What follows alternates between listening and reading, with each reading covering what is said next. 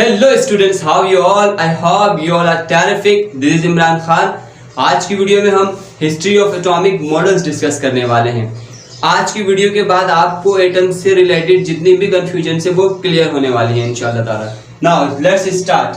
History of atomic model मतलब atom का word कहाँ से आया, कहाँ से डिस्कवर हुआ। फर्स्ट जो हमारे साइंटिस्ट है वो डेमोक्रिटस एंड ल्यूसिफस हैं। Democritus and Leucippus 2500 years ago, yes 2500 साल पहले इस साइंटिस्ट ने कहा था कि जो भी मैटर है, मैटर क्या चीज होती है बेटा? मैटर हर वो चीज जो जगह घेरे और वजन रखे।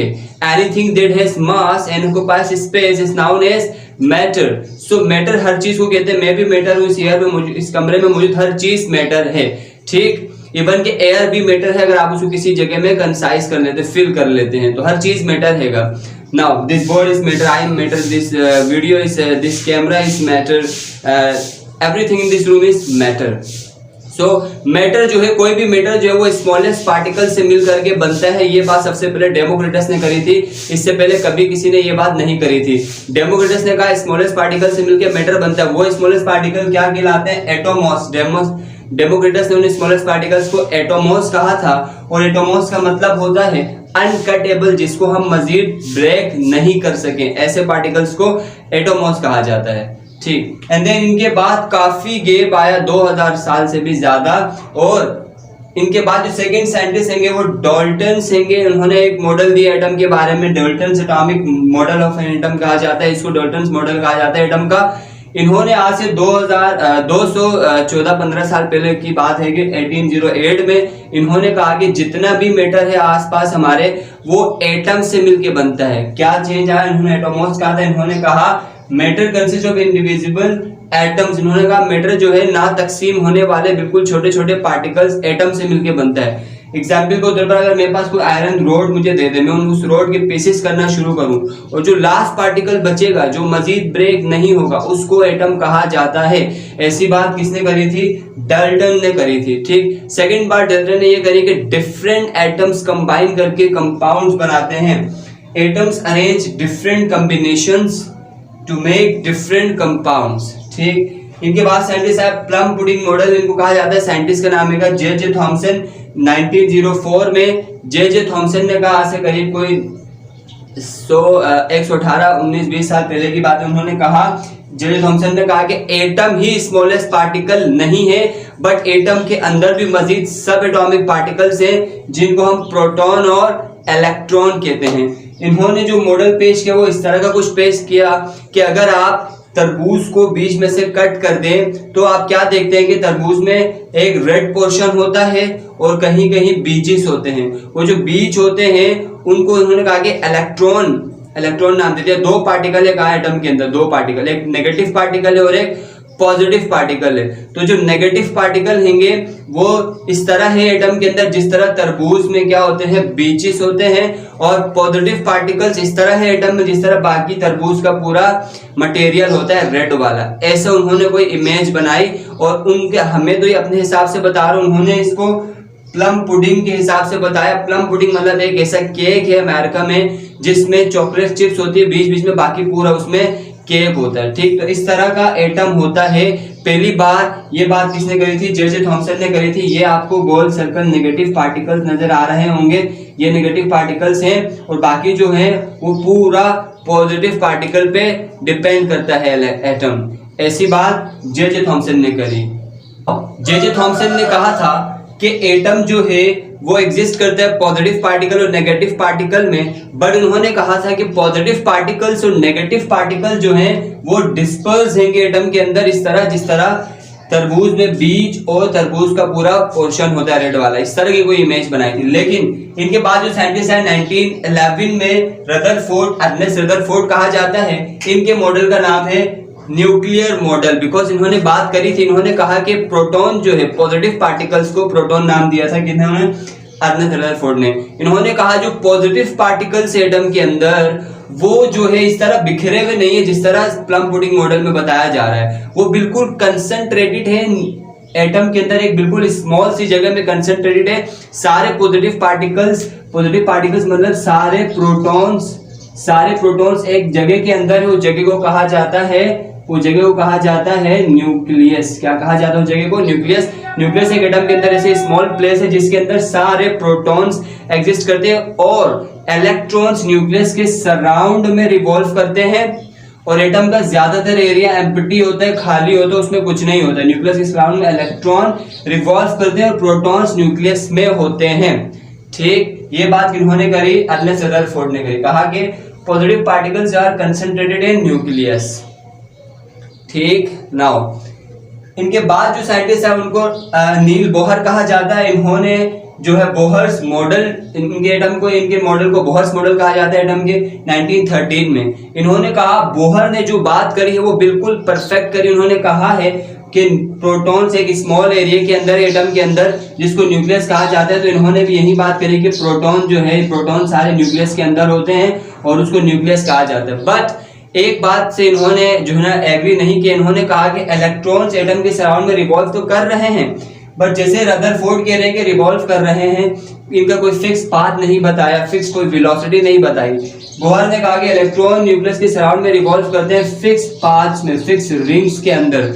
जिस तरह हमारी जमीन सूरज के सराउंड में एक फिक्स ऑर्बिट में रिवॉल्व करती है, ऐसे ही इलेक्ट्रॉन्स न्यूक्लियस के सराउंड में फिक्स पाथ में, फिक्स रास्तों में रिवॉल्व करते हैं। न्यूक्लियस से इलेक्ट्रॉन का डिस्टेंस हमेशा फिक्स रहेगा, उसी फिक्स डिस्टेंस में रिवॉल्व करेगा, ना करीब जा सकता है ना उस डिस्टेंस से दूर जा सकता है। जबकि इनके मॉडल में करीब भी नजर आ रहे हैं, बहुत दूर भी नजर आ रहे हैं। इलेक्ट्रॉन्स अपनी मर्जी से ऐसे आगे पीछे रिवॉल्व करें, लेकिन बोहर के अकॉर्डिंग बिल्कुल एक फिक्स पाथ में रिवॉल्व करेंगे, बिल्कुल फिक्स पाथ में।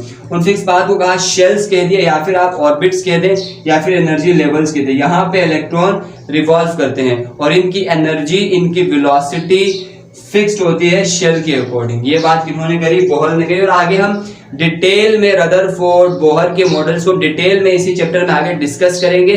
अभी जस्ट मैं आपको हिस्ट्री बता रहा हूं। इसके बाद एक एक पार्टिकल कैसे डिस्कवर हुआ, इलेक्ट्रॉन कैसे डिस्कवर हुआ, प्रोटॉन कैसे डिस्कवर हुआ, ये सारी चीजें हम डिस्कस करेंगे आने वाले टॉपिक्स में। तो इनके बाद जो साइंटिस्ट आए उनका नाम हैगा अर्विन स्क्रूडिंगर, और उन्होंने क्या कहा ये देखते हैं। Quantum mechanical model, next model को क्वांटम मैकेनिकल मॉडल कहा जाता है। यहाँ पर बहुत सारे फिजिसिस्ट ने काम किया है, बहुत सारे लोग इस जो है क्वांटम मैकेनिकल मॉडल के कंट्रीब्यूटर्स है, बट जो मेन रोल प्ले किया है वो अर्विन स्क्रूडिंगर ने किया है 1920s में। फॉर एग्जाम्पल अगर जैसे मैं आपसे कहूँ पीटीआई की बात करूँ, पीटीआई के काम के बारे में, हुकूमत के बारे में, तो उसमें बहुत सारे हजारों लाखों मेंबर्स हैं, बट उनमें से जो मेन जो बंदा आपके माइंड में आता है वो कौन है?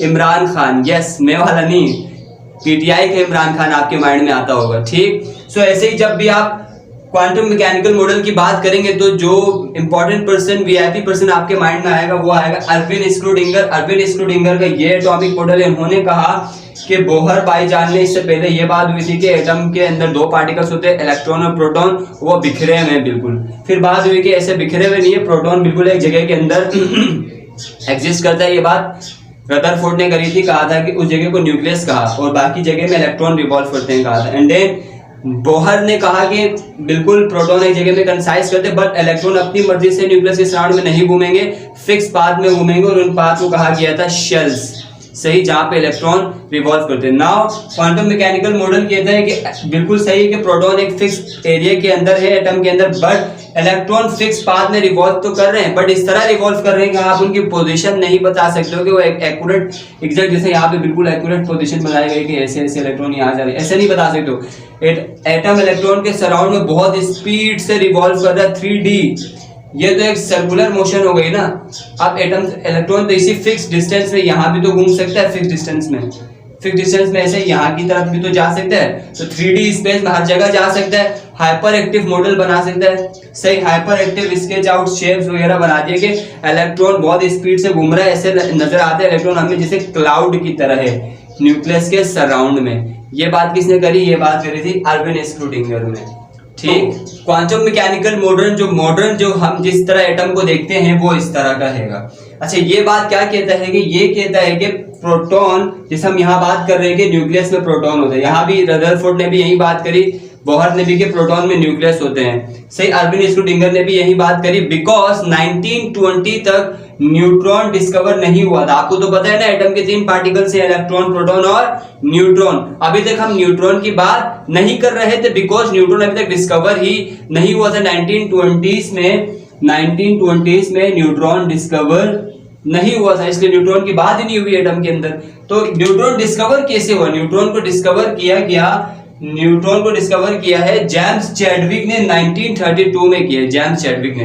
अच्छा, जेम्स चैडविक ने डिस्कवर कैसे किया, इसके पीछे भी थोड़ी सी स्टोरी है कि जब बात करी गई कि न्यूक्लियस के अंदर प्रोटॉन्स होते हैं, बात हुई जब न्यूक्लियस के अंदर एक एटम के अंदर एक ऐसी जगह जहां पे प्रोटॉन्स होते हैं, तो क्वेश्चन ये हुआ कि प्रोटॉन में तो पॉजिटिव चार्ज होता है और इतने सारे पॉजिटिव चार्ज एक जगह के अंदर कैसे जमा हो सकते हैं, क्योंकि पॉजिटिव को तो रिपेल करते हैं, same charges repel each other. Positive negative को अट्रैक्ट करते हैं, negative charges attract each other, positive तो रिपल्जन होनी चाहिए।